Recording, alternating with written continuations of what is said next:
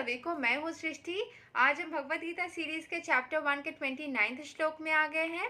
रोज की तरह पहले मैं श्लोक को संस्कृत में पढ़ूंगी, उसके इंग्लिश ट्रांसलेशन को देखेंगे और मीनिंग को समझेंगे। तो चलिए शुरू करते हैं।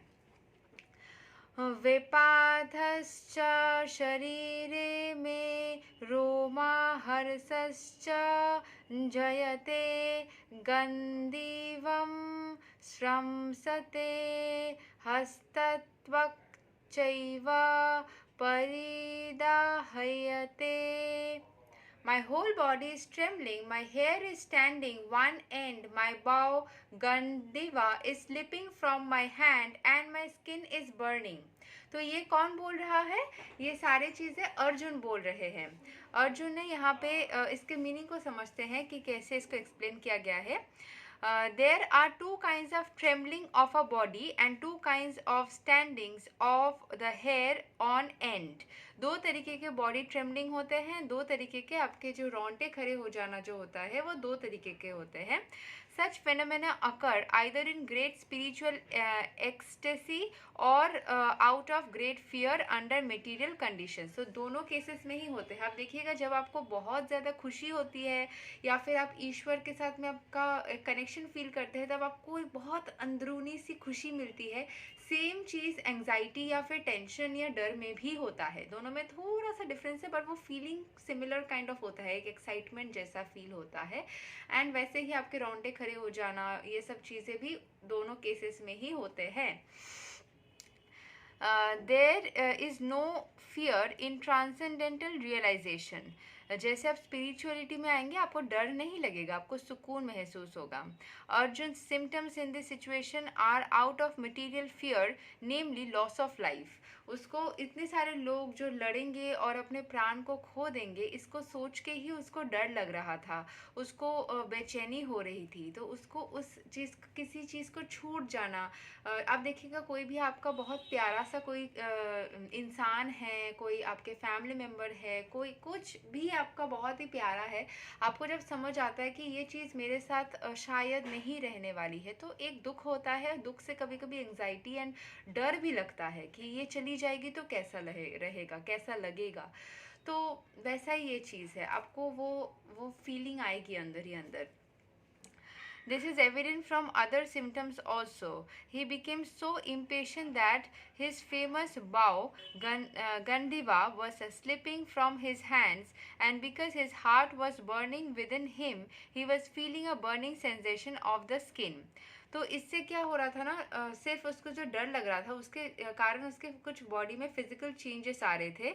जैसे कि वो इम्पेशेंट हो रहा था, वो ध्यान नहीं लगा पा रहा था। होता है ना, जैसे हम डरते तो थोड़ा सा कैसे मतलब फ्यूरियस सा हो जाते हैं, पैल्पिटेशन बढ़ जाता है, हम कॉन्सेंट्रेट नहीं कर पाते, इरिटेटेड फील करते हैं। उनका जो फेमस बॉव था गंदीवा नाम का, वह स्लिपिंग फ्रॉम हिज हैंड्स, उसके हाथ से फिसल जा रहा था। वो मतलब होता है, आप देखिएगा जब भी डर लगता है हाथ कांपते हैं, या फिर आप उस चीज़ कोई भी काम को, एग्ज़ाम के टाइम पे होता है बहुत सारा। अगर स्टूडेंट्स देख रहे हैं तो वो समझ पाएंगे, या फिर अगर आप पिछले भी अपने जब स्टूडेंट थे उस चीज़ को अगर आप सोचेंगे, आपको एग्ज़ाम के टाइम पे जब लिखना होता है, टाइम कम हो जाता है, जैसे डर में हाथ कांपते हैं, पसीना पसीना हो जाता है, तो वो चीज़ इसका हो रहा था, अर्जुन का हो रहा था। उसका हाथ जो है ना स्लिप करता जा रहा था, बिकॉज वो डर में कॉन्सेंट्रेट ही नहीं कर पा रहा था। And because his heart was burning with in him, उसका दिल जल रहा था, मतलब दर्द हो रहा था, दुख हो रहा था कि क्यों ऐसा क्यों। तो उससे उसका जैसे पूरे शरीर में, स्किन में एक बर्निंग सेंसेशन सा हो रहा था। ऐसे भी होता है जब आपको मतलब किसी भी चीज़ से गुस्सा आता है या अच्छा नहीं लगता है, तो फिर कभी कभी ऐसा होता है। All these are due to material conception of life. जैसे मतलब मटीरियल चीज़ों से आप जैसे ही मतलब उलझ जाओगे ना, ये सब मटेरियल उलझन है। आप जैसे ही चीज़ों में उलझ जाओगे, एक चीज़ मैंने अपने लाइफ में सीखा है कि क्योंकि मैं गीता भी पढ़ रही हूँ, तो शायद भगवान छोटे छोटे एग्जाम्स भी ले रहे हैं, टेस्ट्स भी ले रहे हैं। मुझे नहीं पता आगे फ्यूचर में क्या एग्जैक्टली होने वाला है, फ्यूचर कैसी चलने वाली है, क्योंकि लाइफ तो एकदम एग्जैक्ट एक जैसा कांस्टेंट नहीं रहता है, चेंजेस आते रहते हैं। तो एग्ज़ैक्टली कैसे चलने वाला है गति, वो मुझे नहीं पता, प्रेज़ेंट मोमेंट मुझे पता है। तो ये चीज़ मैंने प्रेज़ेंट कुछ एक्सपीरियंसेस से या पास्ट एक्सपीरियंसेस से भी सीखा है कि अगर आप अटैच्ड हो जाते हो किसी भी चीज़ से, उससे दर्द होता है। यहाँ पे अर्जुन अपने फैमिली मेंबर से अटैच्ड हो गया था। अटैचमेंट रियल नहीं है, डिटैचमेंट रियल है। किसी भी चीज़ से आप लगाव रखो तो सिर्फ ईश्वर के सोर्स एनर्जी से रखो।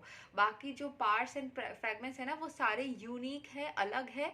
आप उनसे दोस्ती कर सकते हो लेकिन उनके ऊपर डिपेंडेंट नहीं हो सकते हो। इमोशनली इंडिपेंडेंट रहो। इमोशनली इंडिपेंडेंट का क्या मतलब होता है? इमोशनली आप जैसे बोलते हैं ना, इमोशनली डिपेंडेंट हो गए आप किसी के ऊपर, तो मतलब क्या? अगर वो साथ है तो आप खुश, वो चला गया तो आप दुखी, वो अच्छे से बात किया तो आप खुश, तो उसके ऊपर आपका स्वभाव डिपेंडेंट हो गया। ये बहुत हानिकारक होता है किसी के ऊपर भी, ये बहुत, लेकिन नेचुरली, क्योंकि ये खराब चीज़ है ना, जैसे जंक फूड जैसा है। नेचुरली हमें यही चीज़ हम पकड़ लेते हैं, यही चीज़ हमें लगता है कि हम मतलब करना चाहिए, या फिर हो जाता है लोगों में ये डिटैचमेंट, क्योंकि ये हेल्दी फूड, हेल्दी डाइट जैसा है।